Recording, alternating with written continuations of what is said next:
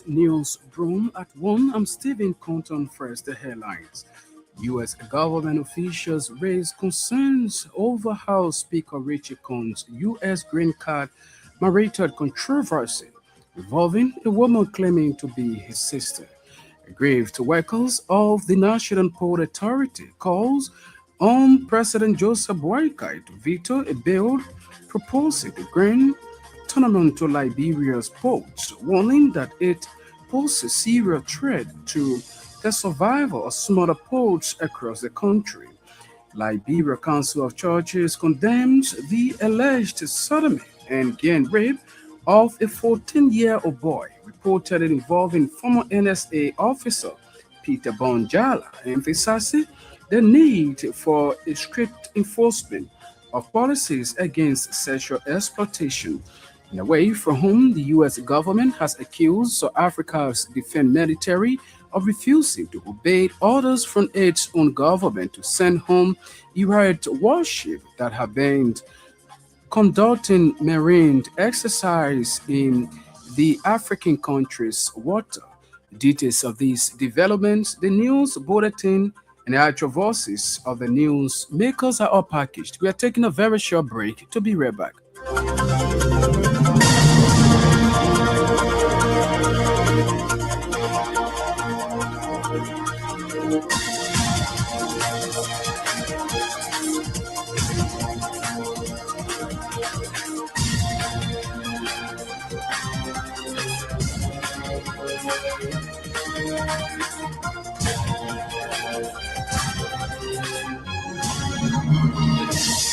Welcome back and thanks for being there. Up next is the Bulletin of News with Jen and Pessima.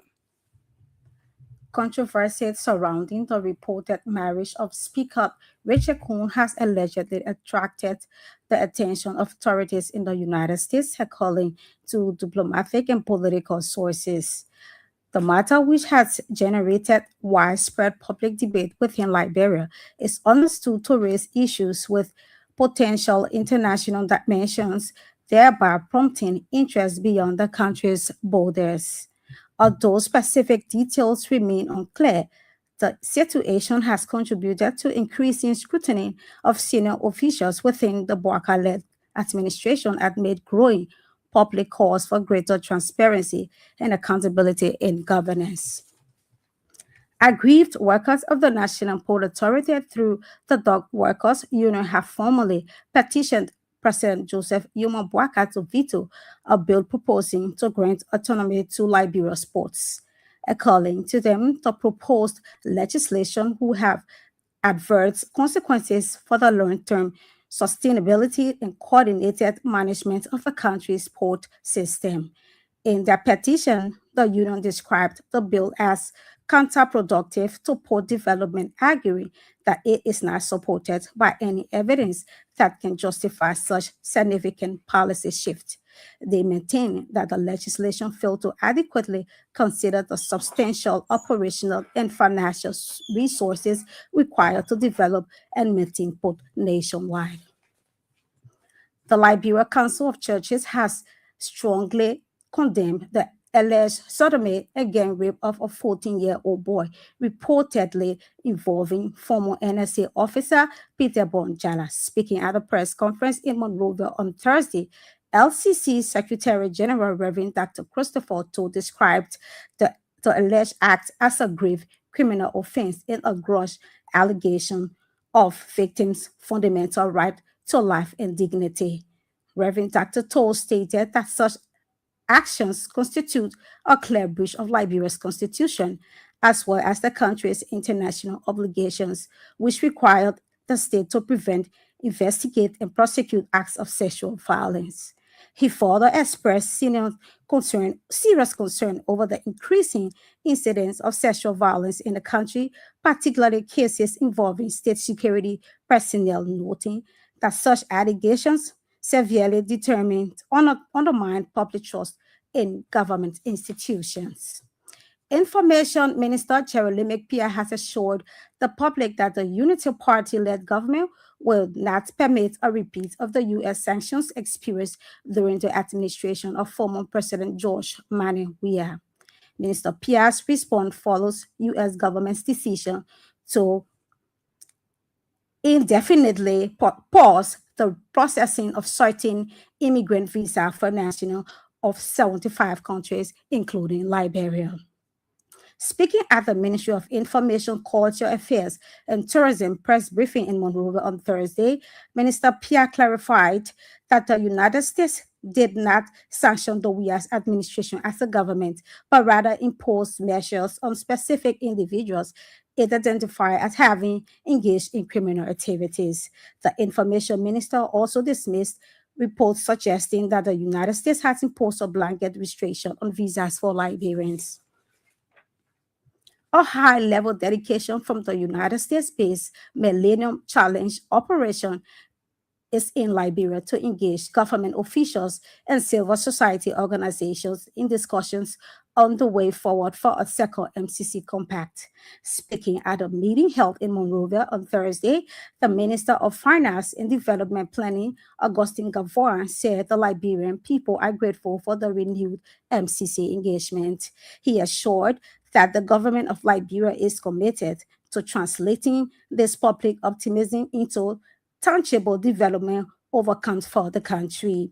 Minister Gaffar noted that the reconfirmation of the Liberia's eligibility for the MCC compact has strengthened the government's collective resolve to develop measurable and impactful results. Lima County Senator Jan.16 has openly criticized the mineral development agreement between the government of Liberia and the Salamita Liberia, describing the deal as fundamentally flawed and detrimental to national interest. Speaking at the Capitol building Thursday, Senator Twayen expressed deep dissatisfaction with the agreement, arguing that it has failed to develop meaningful and lasting benefit to the Liberian people. The MDA signed in 2005 was intended to regulate ArcelorMittal's Liberia's operation within the country's mining sector. However, critics, including Senator Twayen, contend that the company has underperformed in several key areas, including job creation, infrastructure, development, and community empowerment. A civil society organization under the banner Bassa Democratic Movement for Transparency, Accountability, and Good Governance had petitioned the Liberian Anti-Corruption Commission to launch an into what is termed as unexplained wealth obtained by Commerce Minister Magdalene Dagose of after assuming public office. According to the group, within less than a year, Minister Dakosa has acquired multiple high-value properties in Grand Bassa County and other locations with an estimated total value approaching $500,000 United States dollars. They noted that the alleged, including residential duplexes and properties in Buchanan City, are said to be grossly disproportionate to her estimated annual salary of about 60,000 United States dollars. The group also claimed that one of the properties are publicly described as a lease further than a purchase or proof that they said may have been intended to mislead the public about the true nature of transaction and minister's ownership interest. In a related development, a prominent Basel citizen, George Otto, is calling on a Liberia's Anti-Corruption Commission to dismiss a complaint filed by the Civil Society Movement, Basel Democratic Movement for Transparency, Accountability, and Good Governance against Commerce Minister Magdalene Ellen Dagose over alleged unexplained wealth. Speaking in Monrovia Thursday, Otto argued that the complaint is politically motivated and lacks credibility evidence and serving more to advance the group's selfish political agenda than the interests of the Grand Bassa County.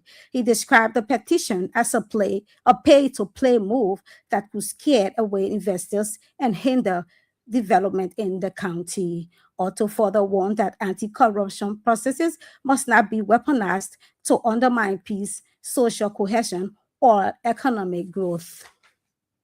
Medical professionals of the armed forces of Liberia have joined counterparts from Ghana, Italy, and the United States to demonstrate that medical proficiency at the U.S. Army Southern European Task Force Africa Best Medic competition in Italy. The AFL team delivered what has been termed as outstanding performance, resulting to all four Liberian competitors winning the U.S. Army Achievement Medal. Meanwhile, the honor recognized exceptional achievements in services that exceed standard duty requirements. The competition brought together 24 medical personnel who were tested on physical endurance and technical competence under realistic combat conditions. Former Bond County District 5 representative and former senatorial candidate Edward Kafaya has urged students of the United Methodist University Banga campus to see themselves as active shapers of society and to lead with purpose, character, and courage. He urged the students to stand at a pivotal moment in history where, according to him, rapid global change present both significant challenges and unique opportunities. Kafaya emphasized that young people are not passive observers of events, but key architects of what lies ahead. He maintained that the leadership in the modern era goes beyond holding political office, noting that it is expressed through ideas, service, influence, and moral courage. The former senatorial candidate further underscored education as the foundation of effective leaders, stressing and learning should not be limited to preparing students for employment, but must also cultivate critical thinking, ethical values, and problem solving skills. And a newly established advocacy group, Citizens United for Fair and Improvement Electrical Service in Nima County, has accused the government of Liberia and private electricity providers of systemic neglect, exploitation, prioritizing elite interests over the broader public welfare. The group, which comprises residents, small business owners, youth leaders, and civil society actors from across Nima County, made the allegation during a press conference at the Ganta Youth Center. Speaking on behalf of the organization, chairperson Prince Howard emphasized that the access to electricity is a fundamental public service, not a privilege. He stressed that the reliable power supply is a basic necessity that should be made available to all citizens.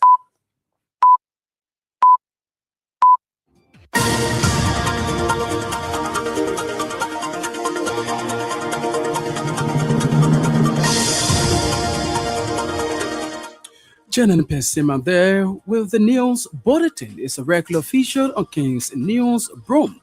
45 minutes of news about Liberia and the rest of our one world. One of our top developments, U.S. government officials raised concern over how Speaker Rachel Cohn's U.S. green card narrated controversy involving a woman claiming to be his sister. Taking a very short break. When we come back, we'll bring you voices of the news makers.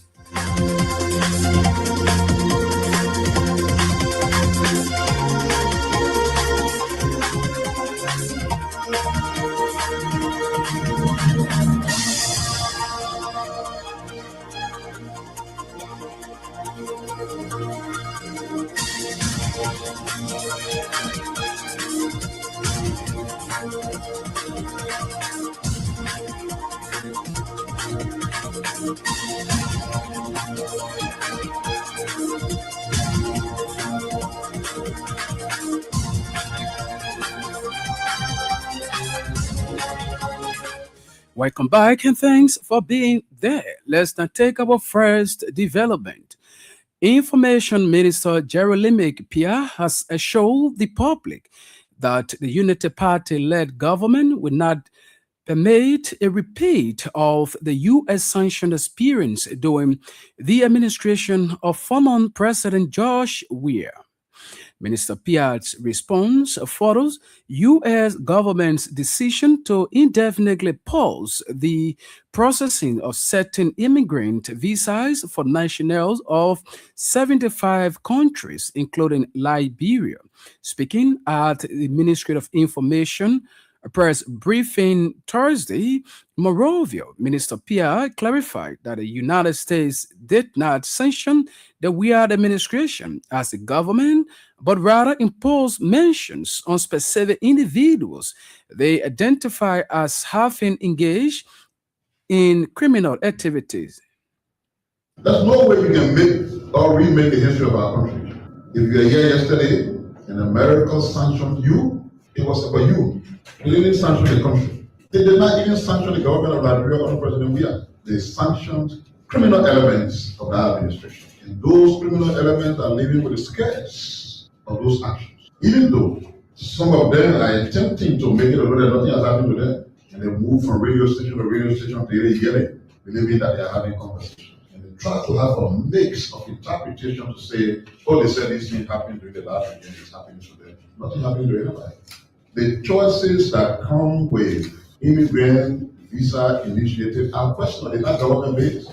The government does not tell your husband to send for the wife or to send for the children. Those are questionable immigration initiatives. In every country, irrespective of the bilateral relationship they have with you, on their own national security and other concerns, that they will always work on, even in the midst of having excellent bilateral relationship with you. You hear someone and you get, oh, it's Liberia and America that good country, why they posting immigrant visa? Immigrant visa is not a government targeted situation. When you go in for your immigrant visa interview, they're not government who can get you. You don't even know the way. And how you say about Liberia in particular? Didn't you hear that it's 75 countries? Have you seen the news of some of those countries? Strong countries from Europe, from Asia, from different parts of the world, with excellent relationship with the United States. Like I can brag that Liberia has an excellent relationship with America. What does that have to do with people who will choose to want to go live in America? Only the Americans decide who want to go to their country to stay. That is why those of you who are seeking visa not to go and live in America, that no family members are far for you, that your children are not far for you, but you just want to do the regular visiting that has been happening, that process remains open. And when you apply for it, also you can even get 3-year visa because they took that action on Liberia. That our visa validity ran from 1 year or 3 or 6 months, we used to give some people, to up to 3 years. Information Minister Jeremy Pierre there speaking. Aggrieved workers of the National Port Authority through the Dock Workers Union have formally petitioned President Joseph Boakai to veto a bill proposing to grant autonomy to Liberia's port. According to them, the proposed legislation could have diverse consequences of the long-term stability and coordinated management of the country's port system. In their petition, the union described the bill as counterproductive to port development, arguing that it is not supported by any evidence that can justify such a significant policy shift. There's a bill right now before Your Excellency Joseph Human Bata to sign into law the autonomous act of the National Port Authority that says that all the ports of Liberia that make up the National Port Authority should be separately autonomous to operate from their own angle, the separate management and the rest of them. So that's the reason we are here, because this autonomous act is supposed to be something beneficiary to the already employee of the National Port Authority. But for research, we've got to realize that this bill is not beneficiary, and as a matter of fact, coming from the angle of just mere political maneuver, it benefits few handfuls of people who feel that this structure will make morale. So very, very directly, talking generally to the bill. And we can be quoting opposed to it right now. But what we're referring to here is that the bill by itself is not in the interest of the West State. If we separate the code now, it means that the revenue generation of the National Port Authority will reduce, because let me be frank with you, the Port of Buchanan generates money, but the Port of Samuel is not generating much money as compared to the Port of Buchanan and the Port of Monrovia, Freeport. And the Maryland poll is now also generating money as compared to the two polls, Buchanan and the rest of them. So if you say they should separate now and be autonomous on their own, it means that Samuel is a dust in the very shortest possible time. Maryland is a dust in the shortest possible time. If you want to meet there, it means you will hang there on one of the two poles, either with Buchanan or with Moravia poll. Of course, it means that if Moravia says no, we want to be on our own autonomously, definitely what it means is that you cut off employment opportunity in Maryland and Samuel respectively. The Liberia Council of Churches has condemned the alleged sodomy and gang rape of a 14-year-old boy reported involved in former NSA officer Peter Broom Jan. Speaking at a press conference in Monrovia on Thursday, LCC Secretary General Reverend Dr. Christopher Toll described the alleged act as a grave criminal offense and gross violation of the victim's fundamental right to life and dignity. The Liberia Council of Churches, in the strongest terms, condemns the alleged sodomy and gang rape of a lad involving NSA official Mr. Peter Broom Jan, stating that it is a serious criminal offense and a violation of the right to live. The LCC says this act represents a breach of Liberia's constitution and its international commitments, which obligate the state to prevent and address sexual violence. The LCC concerns over prevalence expresses alarm at the rising incidence of sexual violence, particularly those involving state authorities, which undermines public trust. The LCC demands an independent and transparent investigation by the government of Liberia and relevant agencies, ensuring that there is no political interference. The LCC urges the enforcement of strict policy against sexual exploitation in public institutions and insists on accountability for offenders. The LCC emphasizes the importance of providing survivor-centered responses, including medical, legal, and psychosocial support, and treating survivors with dignity and respect. The Council of Churches maintains that achieving justice for survivors is both a legal and moral obligation, which is crucial for rebuilding public trust and protecting rights and dignity. The Council of Churches is in empathy with the victim and family, and reaffirm its commitment to advocating for accountability and creating a society where every individual is safe and respected. The Council prays that justice will not reflect bias and that the investigation will be conclusive and truthful. Dr. Christopher Toll is the Secretary General of the Liberia Council of Churches. Nema County Senator Jan.16 has openly criticized the Mineral Development Agreement between the government of Liberia and ArcelorMittal Liberia, describing the deal as fundamentally flawed and detrimental to national interest. Speaking at the Capitol building Thursday, Senator Jan.16 expressed deep satisfaction with the agreement, arguing that it has failed to deliver meaningful and lasting benefits to the Liberian people. The proposed amendment to the ArcelorMittal Mineral Development Agreement now before us is not a routine administrative exercise. It is a consequential restructuring of one of Liberia's most strategic concession agreements, and it demands sober and rigorous scrutiny. At first glance, the amendment is presented as a restated and consolidated agreement that merely incorporates prior amendments. In substance, however, it records a fundamental change in the identity of the principal owner. All rights and obligations are now being assigned from ArcelorMittal Switzerland AG to ArcelorMittal USA Liberia. A newly structured entity that operating across jurisdiction. The question now is, how can a change of company occur on December 9, 2025? And the MDA agreement is signed December 20, 2025, barely 11 days after. Who then was the government negotiating with? Is it ArcelorMittal Switzerland or ArcelorMittal USA?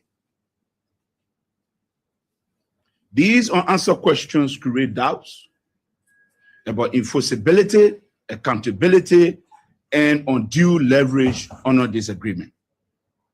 Why it may assert that obligations are transferred in full, accessions alone are not safeguards.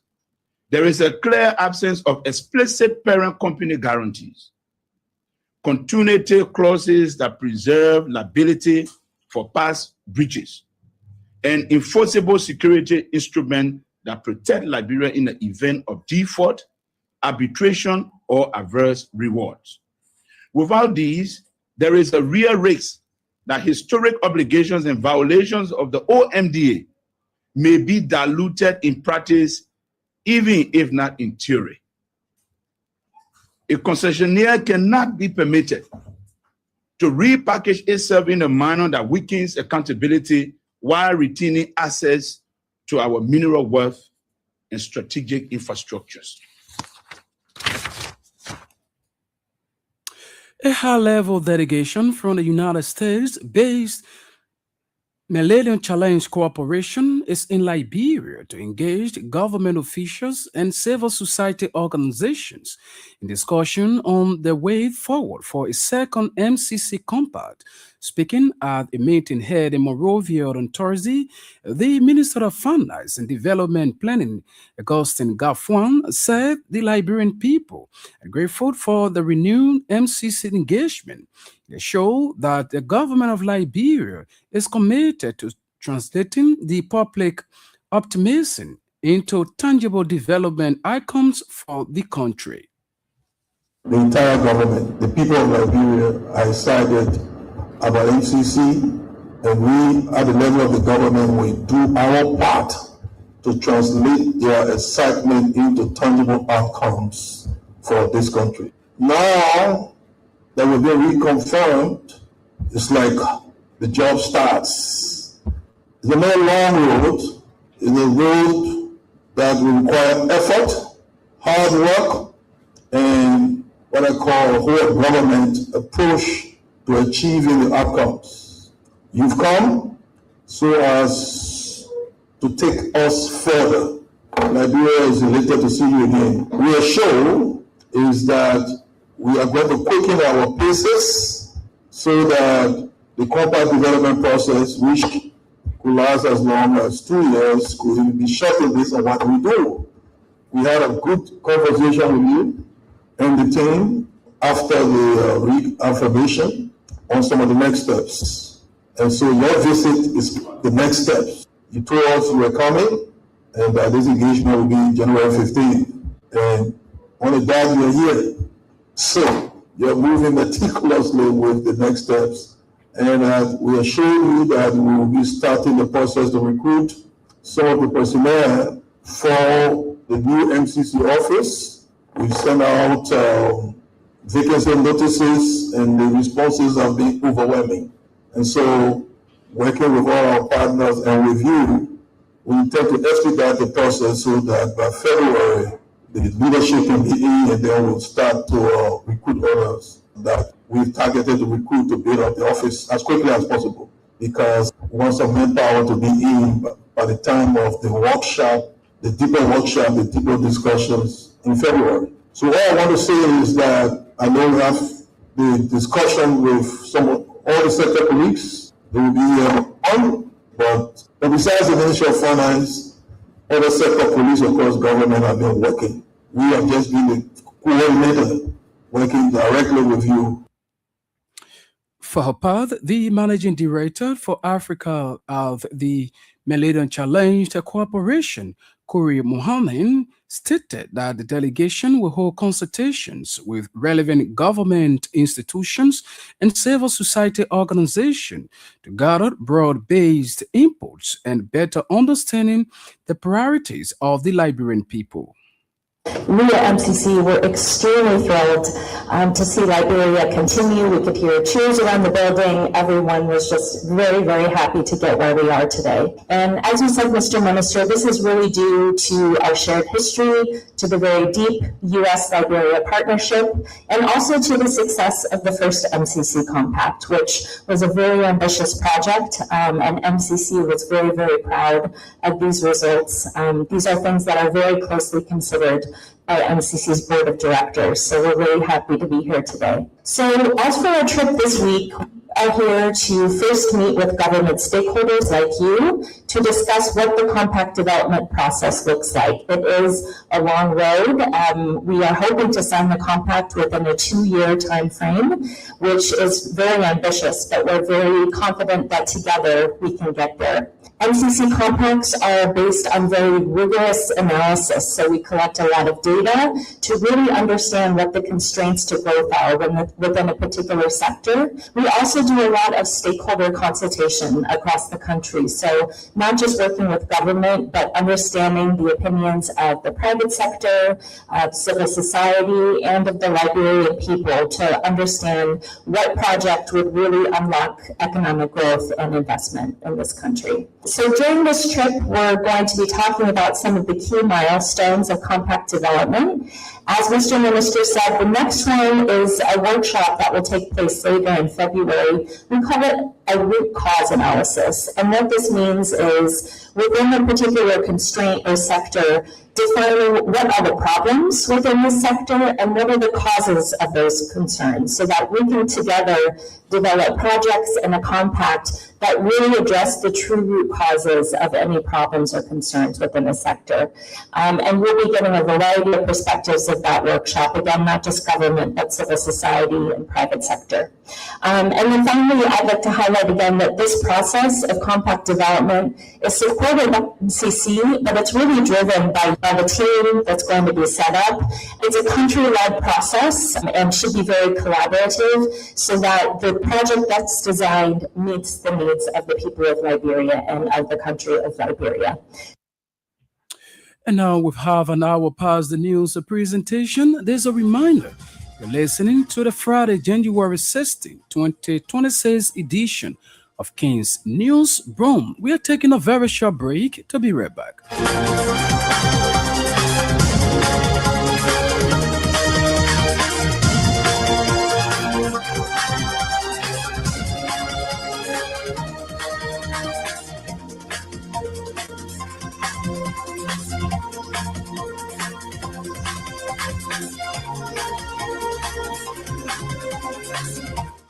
Welcome back. Up next to this development now, former Bond County District 5 representative and former senatorial candidate Edward Kathia has urged students of the United Melody University Banka campus to see themselves as active shapers of society and to lead with purpose, character, and courage. He urged the students to stand at a pivotal moment in history, where, according to him, rapid global changes present both significant challenges and unique opportunities. Let your leadership be defined not by titles, but by impact. Not by ambition alone, but by service to others. As architect of the unwritten future, rise with purpose, live with conviction, and act with responsibility. The world is watching, and the future depends on you. And as I close up, let me remind you all of these timeless principles of life in the words of these tested and trusted leaders. As a devoted Christian who believe in the tenets of leadership driven by biblical inspiration, I will start with King Solomon, quoting from Ecclesiastes chapter 10, verses 16 and 17. It says, "Woe to you, O land, whose leader is a child, and your princes eat in the morning. 17, O land, when your king is the son of nobles, and your princes eat in due season for strength and not for drunkenness. 2. Challenge monger. Spend each day trying to be a little wiser than you were when you woke up. Discharge your duty faithfully and well. 3. Warren Buffett. Price is what you pay. Value is what you get. Thank you so much. God bless you. A newly established advocacy group, Citizen United for Fair and Improved Electrical Services in Nimba County, has accused the government of Liberia and private electricity providers of systematic neglect, exploitation, and prioritizing elite interest over the broader public welfare. The group, which comprises residents, small businesses owners, youth leaders, and civil society actors from across Nimba County, made the allegations during a press conference held at the Banga Youth Center. Speaking on behalf of the organization, Chairman Prince Howard emphasized that access to electricity is a fundamental public service and not a privilege. We stand before you here today as Citizens United for Fair and Improved Electricity Service, COFI, not as enemy of government, not as agitator, no, not as ordinary Liberians speaking for me, but as ordinary Liberians speaking for millions whose voices have been, for too long. Let us be clear and unambiguous this morning. Very clear. Electricity is a public utility, as we always say. Sure. It is not a luxury that only the rich and the well-off can enjoy. Electricity is not a favor to anybody. It is our right. Electricity is a right, not a privilege reserved for the rich and the powerful. We said no. Yet, in today's Liberia, electricity have been transformed into something only the well-off can afford, while the poor and the working class live in darkness. We say this is wrong. We say this is unjust. And this must change, and it must change now. It must change today. The responsibility to generate, transmit, and distribute electricity lies with the government of Liberia through its institution, not individual. The responsibility of citizens is simple.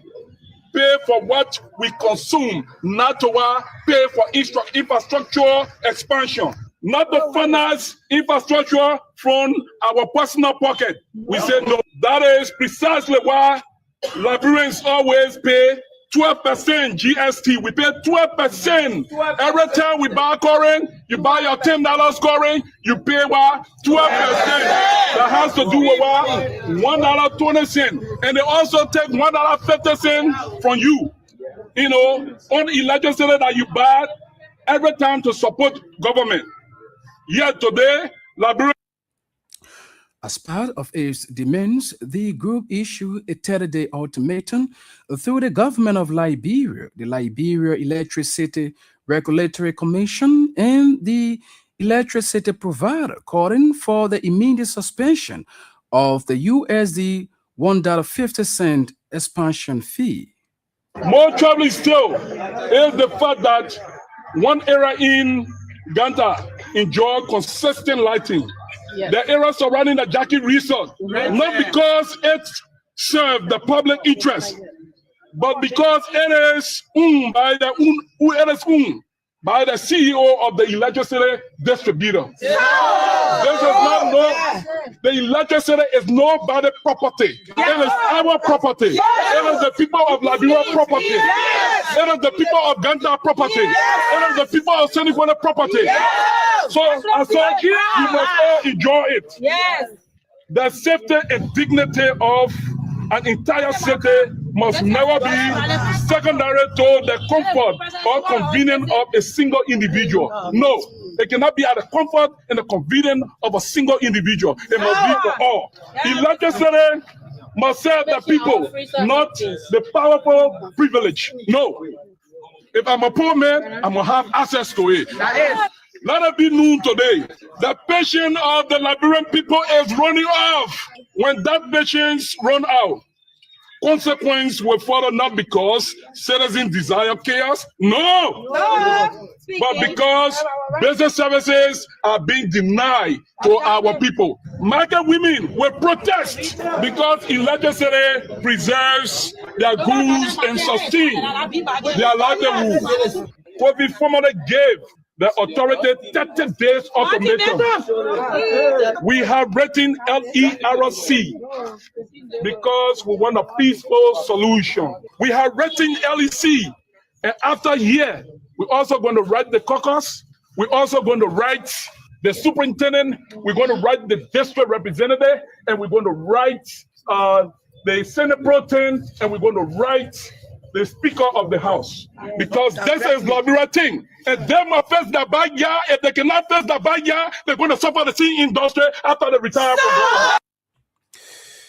And now, a civil society organization on the ban Basel Democratic Movement for Transparency, Accountability and Good Governance has petitioned the Liberia Anti-Corruption Commission to launch an investigation into what it termed as unexplained wealth obtained by Commerce Minister Mandolin Dako said after assuming public office.